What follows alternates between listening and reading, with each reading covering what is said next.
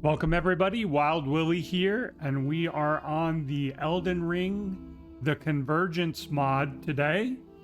This is going to be a start of a Let's Play series, highlighting a hybrid class, combines the best attributes of the Stormcaller and the Necromancer. I call it the Spirit Storm Summoner. And this is going to be part of a longer series that I hope to do, highlighting the Convergence Mod, all the new spells, all the new character classes, all the new weapons, all the new armor sets, all the changes to the game, the new bosses, the reworked legacy dungeons and areas, the things they've added to the game, the tier 5 spells and equipment that have been added to or are being slowly added to the DLC. And this is late summer 2025. This is Convergence Mod version 2.2.3a. The first class I'm going to be highlighting is what I call the Spirit Storm Summoner, which is a hybrid class combining the best attributes of the Stormcaller and the Necromancer. The powerful magic class that can summon the forces of nature and spirits, both living and dead, magic-based intelligence, faith caster build that's very powerful, but that can also get into the fray and do melee damage.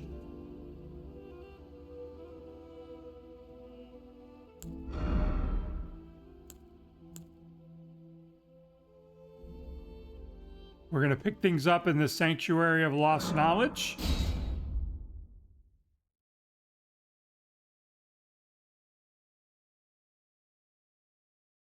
And I've played on the Convergence Mod before. Look at this. Brand new entry area. I've started as the Stormcaller. And we will go to Weeping Peninsula to pick up the starting gear and information for the Necromancer, and then continue the Let's Play from there. Typically what I like to do is run around and get golden seeds, sacred tears, smithing upgrades, weapons, to kind of set myself up for the run and then get started tackling content. I don't immediately rush through the game to get all of the upgrades for the character classes. Typically I'll go like tier 2, tier 3, and then kind of progress to the final 4th and 5th tiers as I'm playing the game. Tier that does give you access to the better catalysts. For my spellcasters out there, you're going to have a basic catalyst, something that allows you to cast your spells. And then there's an upgraded catalyst that you can find somewhere out in the world. And we'll be focused on getting those and getting some of the basic weapons, more upgraded so that they're usable. So let's get started.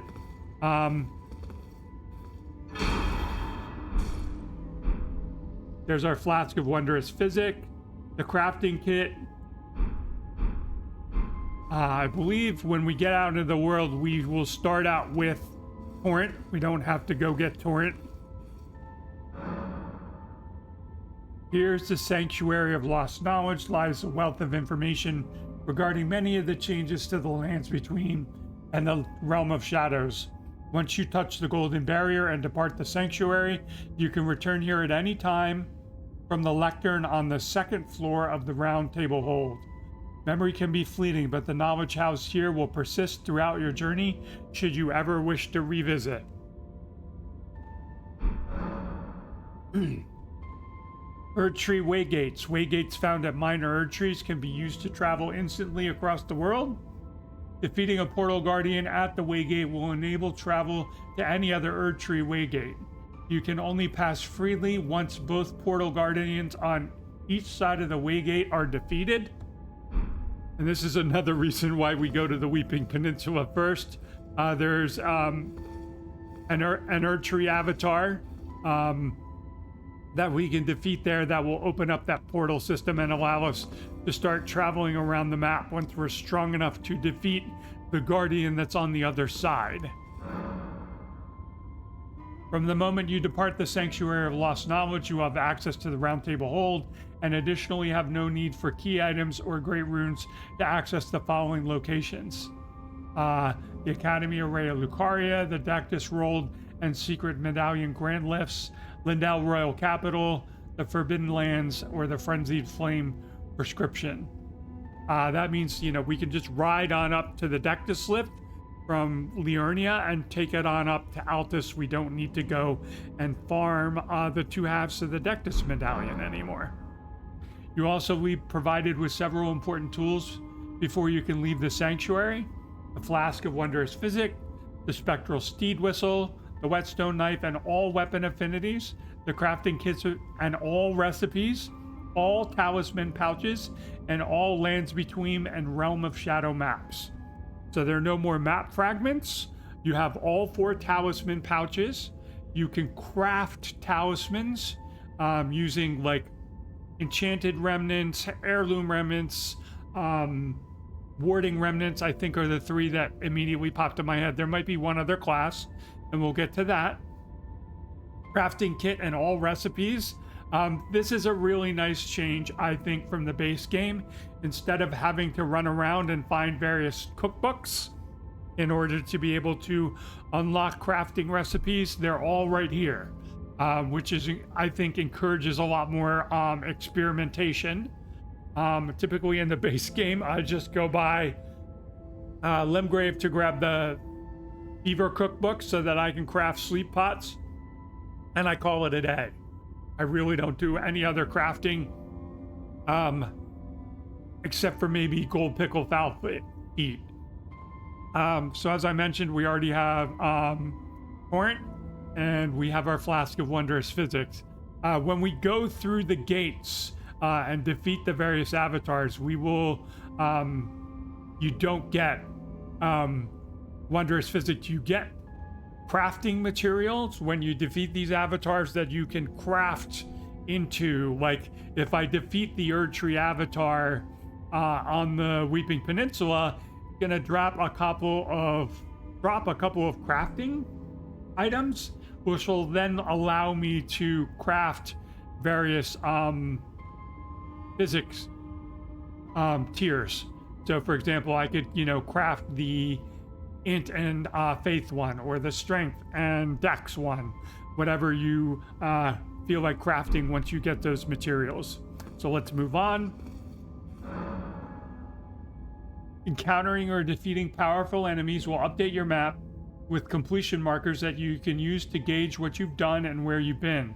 These markers can be unlocked individually or all at once for a given region by interacting with the Forgotten Warrior in the Round Table Hold once you have acquired a regional map.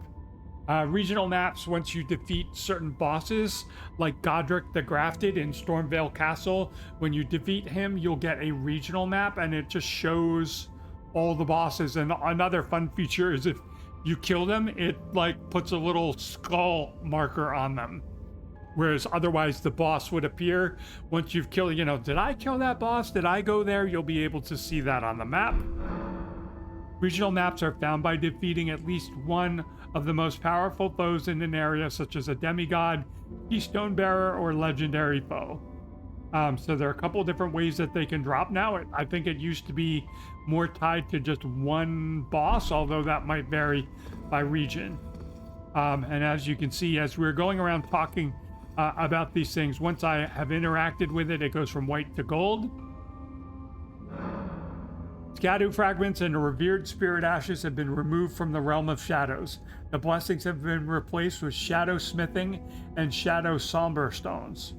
Now this is important to know because the smithing and somber stones increase your weapon damage, but the shadow tree and revered spirit ash blessings also granted you damage mitigation in the DLC. So remember, if you've ever been to the DLC in the base game and we're running around the starter area like Gravesite Plains, etc., before you had any shadow tree fragments and everything hit really hard, well, guess what? everything is going to hit really hard all the way through the DLC, which makes that interesting. Shadow stones are upgrade materials that can reinforce weapons above that of ancient stones. You can only find shadow stones in the realm of shadows, and the reinforcements applied to your weapons will remain effective even when used in the lands between. So for the somber weapons, you can go plus 10. With the shadow stone system, you can go to plus 15 as the max upgrade, although I'm not sure you can get a whole lot of those before. I know you can't get the bell bearing for that until you get to Inner Ilum in the DLC in previous itinerations of the Convergence mod. But you can come back and dunk on things on the base game with a plus 15 weapon, which is a lot of fun. I believe in one of my earlier playthroughs, I had like my primary weapon and spell catalyst on my earlier version of the Storm Spirit Summoner up to like plus 13, and it was a lot of fun. So what's next? Statuses. Statuses effects have received balancing adjustments and changes in order to present the player with more viable options for offense. Poison, Scarlet Rot, Blood Loss, and Frostbite have adjusted damage values, while the damage of Poison and Scarlet Rot applied by you have been made universal across all sources respectively. And this is a nice feature because in the base game you had Poison and you had Deadly Poison. The best example that I can give probably of Deadly Poison would have been the Twin Gargoyle fight in the underground region to try to unlock Deep-Root Depths, and the gargoyles would like belch poison on you and it would take a huge chunk of damage out of you, like a bleed proc, and continue to do damage over time more slowly. Now, you know, Poison is elevated and does better. And, you know, we can apply Poison and Scarlet Rot to enemies, which makes those status effect builds more viable. Deathblight, Madness, and Sleep now have new effects when applied to foes that aren't tarnished. Status buildup inflicted by you does not scale with any stats, but will instead increase with the weapon reinforcement on certain weapons. So it scales by your weapon upgrade level, not from your stat levels. And that was something that varied across the base game. Like for example, the Death's Poker, the Ghost Flame Ignition was based on your intelligence level, not your weapon level. But like the Blasphemous Blade, the damage done by the Blasphemous Blade, I believe in the base game, was based on the weapon upgrade level. Moving right along. Poison. When the poison gauge is full, you will become poisoned and take continuous damage. The higher your immunity, the longer it takes for the poison gauge to fill. Continuous damage from poison applied by you is universal across all sources. Okay, so that's pretty much what I just described. You'll start to see the status build up just like in the base game. When you are starting to get hit with status effects that might proc a certain effect, like you know, bleed build up or frost build up before you get frostbitten or a bleed proc occurs. Scarlet Rot. When the Scarlet Rot gauge is full, you will become sick and take continuous damage. The Scarlet Rot is a very dangerous status ailment, but the higher your immunity, the longer it takes for the gauge to fill. Continuous damage from Scarlet Rot applied by you is universal across all sources. Now, the other thing that's interesting about the Convergence mod is you can craft talismans that make you immune to certain status effects. So, for example, the Lake of Rot, where we would have to go get the mushroom set and run around and, you know, cast Flame Cleanse Me or heal or whatever while we were doing anything down there. Now you can craft a talisman that makes you immune to rot, immune to bleed, immune to poison, which are very powerful, immune to magma damage, you know, going through certain areas like magma damage, obviously for Volcano Manor, the Lake of Rot, or the Haligtree region, you know, fighting Millennia, you know, the Rot Swamp later there. It can kind of, if you're smart, you can craft the appropriate talisman and get there. And that's the most rare talisman type. or enchanted remnant is the warding remnant. That is what I recommend people start with on every playthrough, is the warding remnant, because they are so rare and can be crafted into such powerful talismans. Next up, blood loss. When the blood loss gauge is full, you are hemorrhaged blood. This causes a large amount of damage relative to your maximum HP. The higher your robustness, the longer it takes for the blood loss gauge to fill up. What's over here? I'm just going kind of clockwise. So, Nox Oracle. This is, I think, one of the character classes. Frost Witch. Flame Prophet.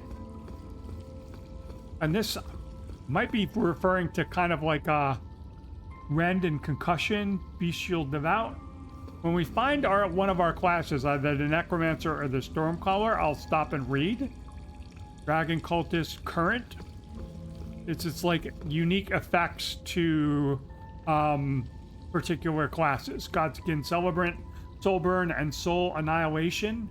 And another reason why I'm doing a hybrid build is, you know, most people are going to come into the Convergence mod and they're going to want to play around with everything, every spell, every incantation, every weapon class. And so, you know, I'm doing hybrid builds. My Spirit Storm Summoner for Stormcaller and Necromancer to kind of highlight more classes in one. And allow, you know, exploring some synergy between two classes. Sleep. When the sleep gauge is full, you will become drowsy. Weaker characters will fall asleep immediately. Characters affected by sleep will deal less damage and take increased damage from other sources. The higher your focus, the longer it takes for the sleep gauge to fill. Frostbite. When the frost gauge is full, you will take damage and become frostbitten for a while. While suffering from frostbite, you will take increased damage from other sources. The higher your robustness, the longer it takes for frost gauge to fill. Madness. When the madness gauge is full, you will go mad and lose a great deal of HP and FP. The causes a large amount of damage to the character relative to their max HP. Characters afflicted by madness will deal less damage for a short time. The higher your focus, the longer it takes for the madness gauge to fill. Death. Death Blight. Wrong button. When your death gauge is full, you will be struck with instant death. Enemies afflicted with death will take increased damage and suffer reduced resistances to status buildup and other sources. So this is a very dangerous status ailment, but the higher resistance to death, the longer it takes for your death gauge to fill. So you die instantly, but like you can use this as kind of a if you can inflict the death status on an enemy, they'll take increased damage. Reinforcement changes. You can reinforce your weapons up to +10 using somber stones or smithing stones found throughout the lands between. The weapons can be upgraded to greater potential using shadow somber stones or shadow smithing stones found only in the realm of shadows. Weapons that have been duplicated at a wandering mausoleum will not inherit weapon reinforcement upgrades. The nice thing about this too is that so somber stones reinforce unique class weapons in the ascending order below. So you have somber stones, there's no 1 through 10 anymore. If you get a somber stone of any, like a somber stone will upgrade a weapon to +3. Large somber to +5, great somber to +7, colossal somber to +9, and ancient somber stone to +10. The somber stone bell bearings still exists. I believe they're in the same locations as in the base game. We will have to confirm that on this playthrough, because that's something I'm definitely a believer in, is being able to run around and collecting all the bell bearings so that I can upgrade a bunch of different weapon choices. Smithing, large smithing, great smithing, and ancient smithing. +3, +6, +9, +10. that's also another nice change. I know that for a lot of us, you know, you're running around the base game, and you know everything is gated behind that somber 7, and you're either going through Volcano Manor past you have to get past the Godskin Noble fight in order to get the somber 7 on the balcony, or you're rushing through Ronnie's quest line to do the underground. You have to take out Radon so you can go underground and then get to Ronnie so that you can go underground again to the Eternal City, and on the way there you can pick up another somber 7, or you're having to fight your way through the capital and defeat Godfrey Shade, which is replaced in this game by a different mini boss, or Morgott.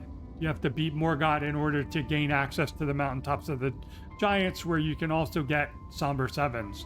So that is not a gatekeeping concern anymore in the Convergence mod, which I love.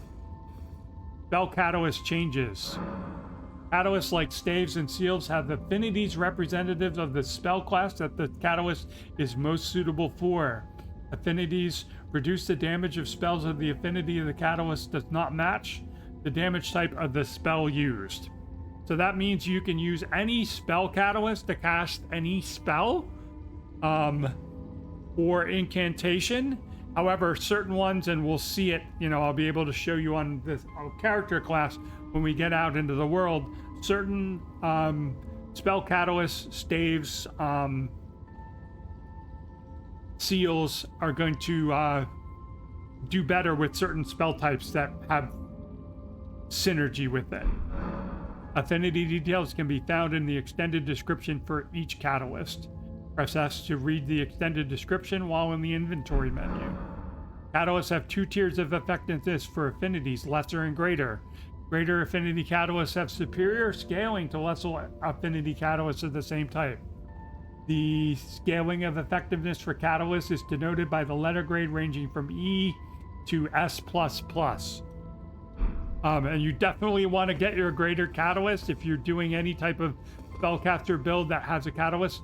One of your first priorities should be going and getting your greater catalyst and getting that upgraded. The lesser catalyst, you know, you can upgrade it a few levels just to kind of get through some basic stuff, but that greater catalyst is where the action is at. There's a very big difference in damage. Removed random drops. Armor and weapons are no longer dropped by enemies randomly upon defeat. All equipment can be found throughout the world in finite quantities. This gets into armor sets have abilities associated with them or buffs associated with them. Every single armor set has a series of, you know, buffs, effects, whatever associated with them. We'll get into that again when we start looking at our starter armor for the Stormcaller once we get out into the world. So you don't get drops from enemies anymore. There are going to be specific armor sets that are upgraded that are usable by your class. Some, you know, are going to be applicable across a broad range of classes. Some, you know, I find it particularly interesting for some of the strength classes. You unlock individual pieces as you go through and visit certain areas or defeat certain enemies, and each piece to the set adds to, you know, kind of the overall synergy of the complete set once you get it. Great rune changes. Great runes you receive from the shard bearers are empowered once discovered without needing to venture to divine towers across the lands between. You can consume a rune arc or defeat a powerful foe to activate your currently equipped great rune. However, defeating a powerful foe that has been revived won't activate a great rune. So this brings us to a couple different things. The divine towers, like for example, the divine tower in Liurnia, I want to say, has been repurposed to house a boss at the top. So, you know, like they're kind of like little mini dungeons that you have to climb to the top of the tower in order to defeat a boss. So every time you defeat a boss or, you know, a greater foe, you're going to have your great rune restored if you have died along the way. But there is a boss rush mode, where you can refight bosses, which is another thing I love. You know, I kind of hate having to only be able to play a boss once in the base game. So, you know, like certain bosses like Mesmer, you know, it's like in order to learn them properly, you either have to, you know, drop a save if you're on PC, or just fight them and then die repeatedly in order to get exposure to them over and over again. In the Convergence mod, you can fight bosses over and over again.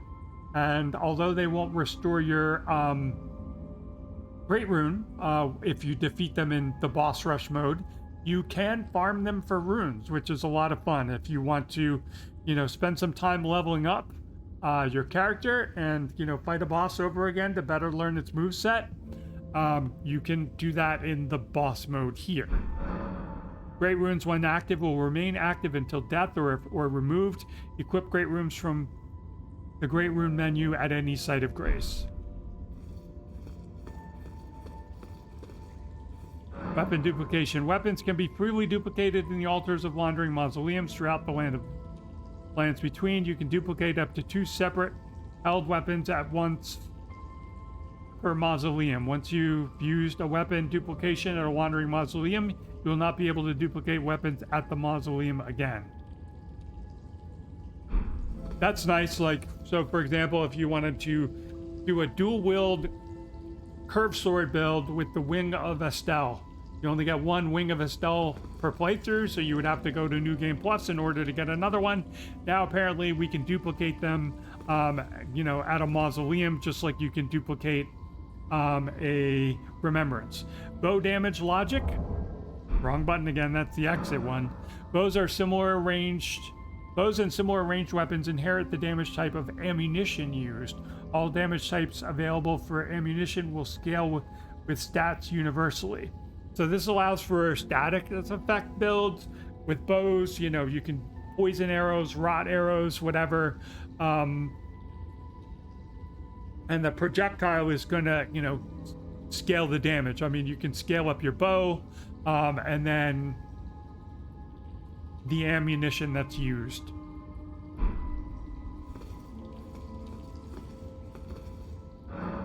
You can trade unwanted golden seeds for a golden extract at the shrine near the Minor Erdtree Church in Altus Plateau.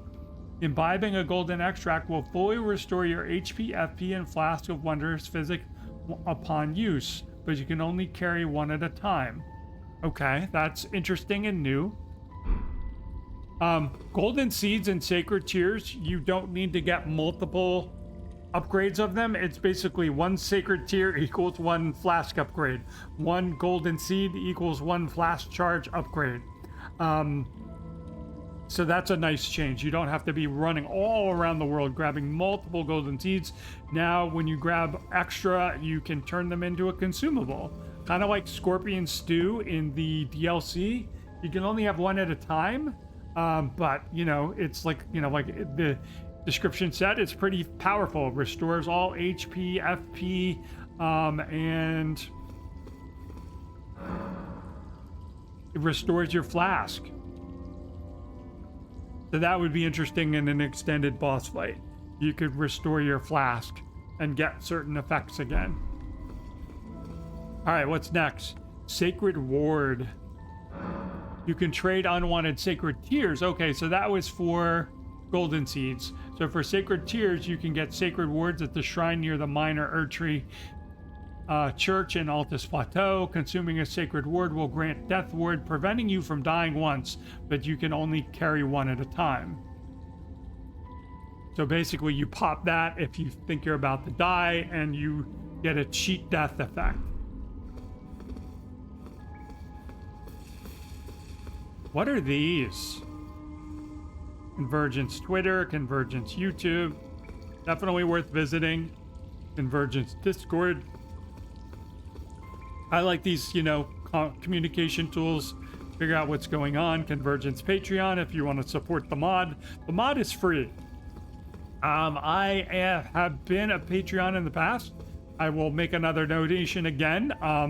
You know, the amount of time I will spend playing this mod is, you know, going to be equal to, you know, $40 I would spend on an entirely new game. And this is, in case you can't tell, basically an entirely new game. Spirit Ash resummoning. Spirit Ashes, once defeated or dismissed, can be resummoned to fight alongside you without needing to rest at a site of grace. However, instead of sacrificing health or FP to summon, you will suffer summoning sickness while using Spirit Ashes, with the potency of sickness type dependent on the type of summons. So the more powerful your summons, the more sick you're going to get. Basically, you are giving some of your energy permanently to the summons. It's kind of like, you know, a little bit of a debuff. So if you were level 100, suddenly you're kind of more of like the equivalent of a level 65 character, and you have a, you know, a spirit summon running around. However, the Necromancer, and there's I forget what the class is called. You know, it's kind of like based on the bestial warriors. There are two summoning classes where you can get a catalyst or spell early on that negates this effect, that allows you to summon repeatedly, and you basically cast a buff or a ward on yourself, and then you can summon spirit summons without suffering the debuff. While suffering summon sickness, you will have your HP, FP, and stamina reduce. This can be circumvented by using certain spells, equipment, or Baldekin's blessings. So again, you know, like, I know spells, this gets into the Necromancer and the Spirit Summoner. Baldekin's Blessing, do you remember them from the base game? They just gave you some mega poise and, you know, but like gave you a little debuff at the same time. For the non-casting classes, you know, like the non-spellcasters, basically everything other than the Necromancer and the Spirit Summoner, you can use the Baldekin's Blessing to summon Spirit Ashes in a boss fight without any negative repercussions. Rebirth Monument's ranges for summoning Spirit Ashes have been expanded to cover far greater areas for exploration across the lands between and the Realm of Shadows, though not all newly explorable areas will permit Spirit Ash summoning. So basically, you know, like for the Necromancer class, you can ride around a lot of the world with your spirit summon out. You know, whereas in the base game, it was, you know, certain boss fights, certain key areas where you could pull out a summons. Spell enchantments. Spells that enhance your abilities are referred to as spell enhancements, enchantments. There are various types of spell enchantments, each offering catered beneficial effects, though multiple spell enchantments of the same type cannot be applied at the same time. So basically, spell enchantment types are as follows: offensive, defensive, weapon, shield, perpetual, signature, legendary. So it's like you can have one perpetual, one signature, one legendary, and then, you know, like one offensive or defensive and one like weapon or shield buff active all the time. You know, certain ones will stack. You can use them with each other. Remove Stone Sword keys. Any areas that were previously sealed by Stone Sword key imp statues are now free to access. The imp statues and Stone Sword keys are all removed from the world. Rip Stone Sword keys. FP regeneration. Rejoice. Although the Blessed Blue Dew Talisman people from the base game, you know, rip Blessed Blue Dew Talisman, although it might give kind of a faster regeneration effect for the casters that would make it more worthwhile. We'll see. You will automatically regenerate FP at a rate of 1 FP per second, which can be augmented further through the use of talismans, crystal tiers, armor abilities, and spell effects. So this is nice if you're a caster, like you can hide an enemy and, you know, let your FP regenerate to be able to cast spells. Boss Resurrection, we talked about this, or I talked about this. Shard bearers, keystone bearers, and select powerful foes can be resurrected once defeated from a ledger in the Round Table Hold. Defeating a resurrected enemy will merit a bounty of runes, but all other rewards obtained will not be obtained again. So if you get, like armor, weapons, remembrance, whatever, you get that once, but like I said, you can farm the bosses over and over again, or runes. Alternate mounts, this is a fun one. There are 4 steeds. You have Torrent and you have 3 other mounts. Let's see if they've expanded upon that. You can change your currently equipped mount once you find one of the many new steeds scattered throughout the lands between. All mounts, including Torrents, have new abilities like invincibility for a brief time while rushing. So it's kind of like an iframe, dodge, or you get iframes when you like roll. Now, when you do the little sprint action on your mounts, you can get invincibility. These new mounts can also benefit from various talisman effects while equipped. You can set your active mount by interacting with the mounts menu at any site of grace. Erg Tools. Erg Tools is a mod developed by Nordgaren that comes packaged with the Convergence Mod and is responsible for features like being able to craft and access the map while in combat, as well as automatic material harvesting. That was another thing. You don't have to pick stuff up. Like if you run by, some root resin, you don't have to stop and pick it up. You will automatically harvest crafting materials that you walk or run over, which is fantastic. The mod comes with adjustable settings. This provides access to changing many features, such as the automatic material harvesting range, and whether to enable stance damage values in the game. Nice touch. So you can kind of vacuum things up, either getting close to it, or if you set the mod to running over it, or from a great distance. Training Hall. You can practice combat and experiment with equipment using the training dummy found in the lower hall of the Round Table Hold. Adjusting your attributes to temporarily or customizing the dummy can be accomplished by interacting with the training dummy menu plaque on the statue nearby. The training dummy can change unit type, receive scaling changes, alter aggression state, and much more. At the training dummy menu, you can also reset the status of yourself and the dummy, which will refill your flasks and regenerate your HP and FP to full. All right, last one. Transmorg and Armor Dives. This is another fun one. Let's say you really love the Crucible Tree set. Yay, my favorite. So I could transmorg my current armor, every armor piece I put on, to look like the Crucible Tree set. So if there's a certain fashion you like to rock, let's say you want to look like a Snow Witch, but want to have like armor like the Bull Goat set, you can wear your Bull Goat set armor and still look like a Snow Witch, which I think is a nice touch. And you can tint it and dye it.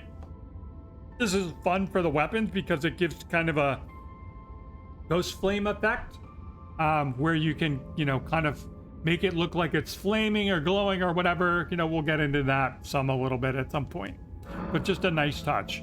Transmorg and Armor Dyes are mods developed by Tom Clark that come packaged with the Convergence Mod and are responsible for features like being able to transform your armor and recolor the textures at any site of grace. Transmorg comes with adjustable settings that can be found in the mod folder. Armor Dyes come with adjustable setting that can be found in the mod files folder. All right. Now we got to go up the middle, and then there's one more side of character classes. Let's do that first. And I'm going to finish by going up the middle, and then the next episode will be going out into the world. Maybe those are the character classes, because we've touched on everything else. There's also an owl in here. There's like Selwyn or something like that. Oh, this guy. Okay. Talk. Welcome to the Sanctuary of Lost Knowledge, Tarnished. Here you can find knowledge Many topics lost. Feel free to look around. The next keystone. For the first keystone of the Forge, defeat one of the following. Godric the Grafted, Renala, Ray Lucaria, Enir the Ice Guardian and Carrier Manor, Ryu the Scavenger King and Castle Morn. Once you've done that, come and see me and I will tell you what to do next. So that's another thing in the Convergence mod. You don't just run through to Fire Giant and go to Baramazula and kill Beast Clergyman and Malekith and burn the Erd Tree. You have to unlock keystones, and there are 5 of them. There's a portal on the mountaintop of the Giants behind Fire Giant, and you have to unlock all of these keystones from various bosses. There are multiple bosses per level of keystone to unlock the final battle with Radagon and the Elden Beast. Progression changes, armor abilities, spell runes, class path, keystones, remnant crafting. So definitely want to go over that. I want to find the other, there should be another room somewhere with the other classes. We went through, did we go through here?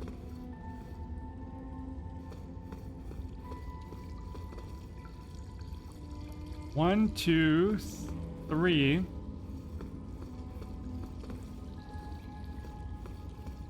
I feel like there should be another room. 4, 5, 6. So there are 6 in this room, but I feel like that there should be like 3 more rooms like this somewhere. Because I know there are more classes, like we still haven't seen the Stormcaller and the Necromancer. All right, that's blocked off. That's Convergence Mod communication. We've been around here. That's still more communication stuff. Yep. That's blocked off.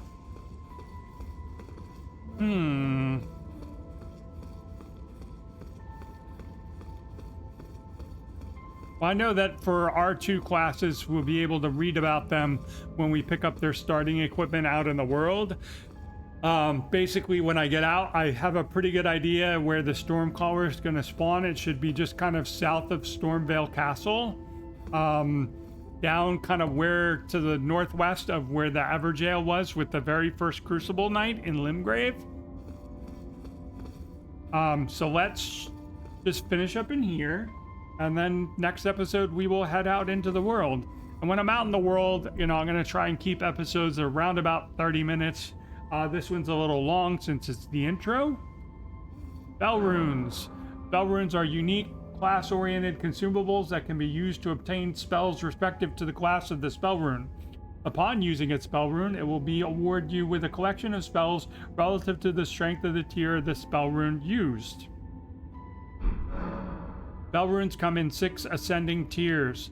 Faint, shimmering, glowing, shining, radiant, and shadow. Shadow runes can only be obtained in the realm of shadows.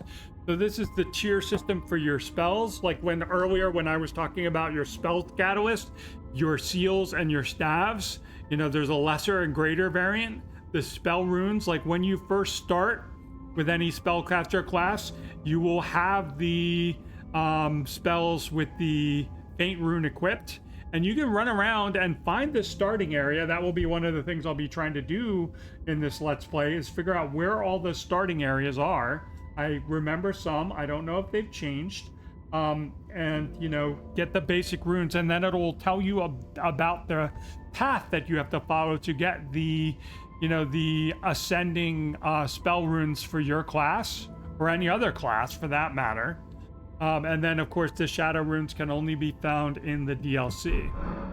You can find the faint rune at the locations of spell runes using the path notes found near the starting location for each respective class. Like I said, if desired, spell runes can also fetch a hefty sum of runes when sold, but the spells will be lost forever.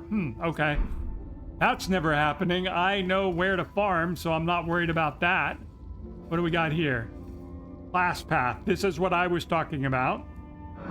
Your starting class offers a collection of armor sets, weapons, and potentially spell runes for you to seek out and utilize on your path to reclaim the Elden Throne. Notes exist that will guide you down this path and can be found at unique starting class locations once you leave the Sanctuary of Lost Knowledge.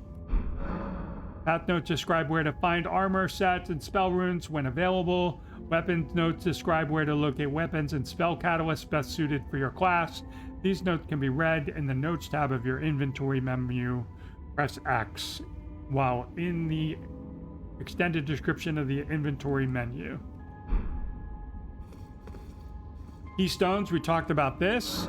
Keystones of the Forge are religious relics guarded by powerful foes across the lands between. Found in possession of shard bearers, legendary foes, and demigods alike. 5 separate keystones are required to access the Forge of the Giants, and without them, it is impossible to claim the Elden Throne. There are various ways of obtaining the first 3 keystones, but the remaining 2 can always be found in Lindell Royal Capital and the crumbling Farum Azula. You can find yourself in need. Selwyn the Owl can be found within the Sanctuary of Lost Knowledge and has been known to act as a guide for those that seek keystones of the Forge. And that was Selwyn right over there. All right, what's next? Remnant crafting, I'm going to save that for last. Armor abilities, that's a good one. Progression changes. All right, let's do this one. In order to break the seals barring access to the Shadow Keep and the Stone Coffin Fissure, you must first defeat Starscourge Radon at Redmane Castle and Moog, Lord of Blood, within Mogwyn's Palace. Only once both demigods are defeated will Miquella's Great Rune shatter, allowing upon nearing the entrance to the Shadow Keep. So you can't access the Stone Coffin Fissure or the Shadow Keep until you've beaten Radon and Moog. The Erdtree travel system, you could go directly to the DLC. If you can beat one of the Guardians there, then you can open up access between the base game and the DLC without doing Radon or Moog.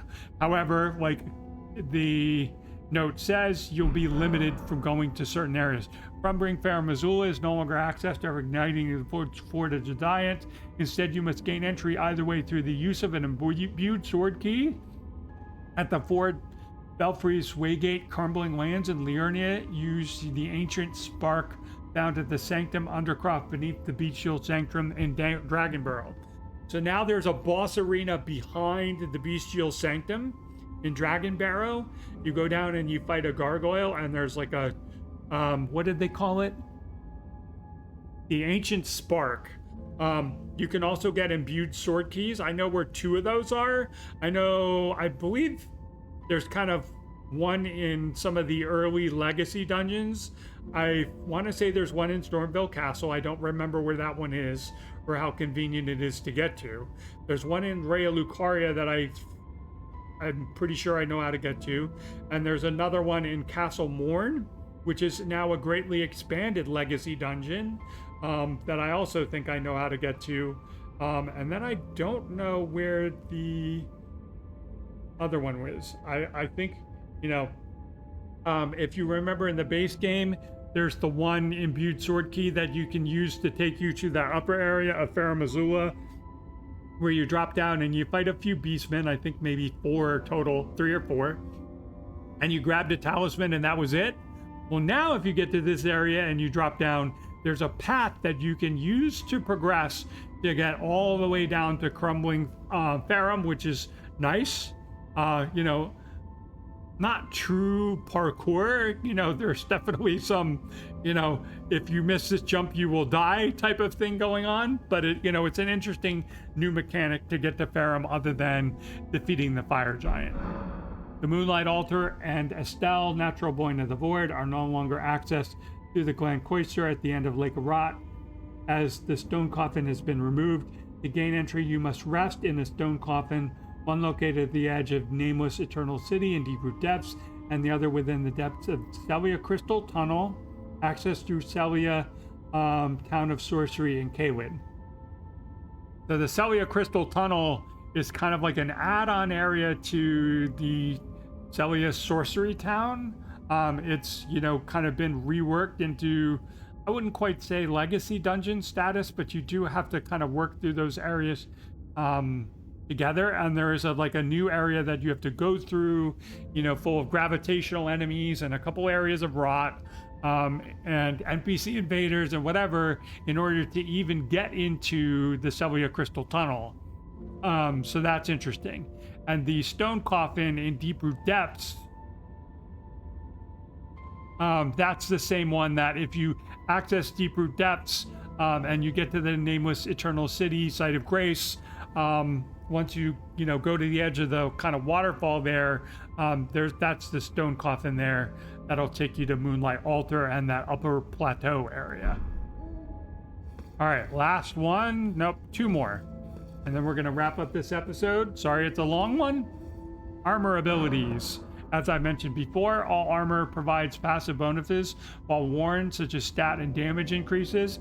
Certain armors will provide additional abilities that can be activated in various ways, such as using a flask of Crimson Tears or a consumable while the armor is equipped. Like, for example, you drink a red flask, it gives you one effect. You drink a blue flask, it gives you another effect. And like I said, there are certain armor groups that, you know, the effects stack. Whereas, you know, some other armor sets, they're just synergistic. You get kind of all four pieces at once, 3 or 4, and they just kind of supplement a certain build or class. These armor abilities always come with preconditions that will have to be met and to advance. If not met, the armor abilities will not function. These preconditions and ability details can be found in the extended item descriptions of the armor pieces. Armor abilities are not compatible with spells that enhance your abilities. If you have any spell enhancements active and attempt to activate an armor ability, the spell enhancements will be removed. So this is a way for, you know, like spellcasters, they can give themselves certain body buffs and enemies debuffs. This kind of gives the same potential ability to the melee classes, which is a nice touch. And then finally, I already touched on this as well, remnant crafting. You can acquire talismans and flasks of wondrous physics crystal tears from crafting remnants by interacting with the remnant crafting menu at any site of grace. These remnants come in various types and can be found all across the lands between, often in the possession of powerful foes, or after them, as a matter of fact. Like Fort Ferrith in Caelid is a reworked dungeon. There's a very powerful spirit summons, one of my favorites from early itinerations of the Convergence mod that I like to go in there and get. And you can get a remnant, a warding remnant crafting piece from there. After you've like cleared the castle, you need a key to unlock a certain gate. It's basically, if you think about it in the base game, you remember that ladder that you climb up to get the half of the Dectus medallion? Well, that's sealed behind a door, and it's like its own special little area. Once you defeat the boss and progress into, you know, like kind of the boss's sanctum after that, you can find the key to unlock that room to climb the ladder and get that warding remnant piece. Crystal tier crafting remnants can be found near the base of minor Erd trees, while talisman remnants can be found nearly everywhere. Rare crafting elements called relic remnants can be used for crafting powerful talismans and only obtained after defeating powerful foes that guard the keystones of the forge. So the relic remnants are like your damage type. There's like a small, medium, and large type of effect in terms of the amount of damage you'll do. Fire damage, light damage, frost damage, that sort of thing. So we'll show those off when we get some more of the remnants. So that is it. I'm going to wrap up the video now. And the next episode, we will pick up again by going through the fog gate and getting started with our Spirit Storage Summoner, Stormcaller plus Necromancer hybrid build let's play.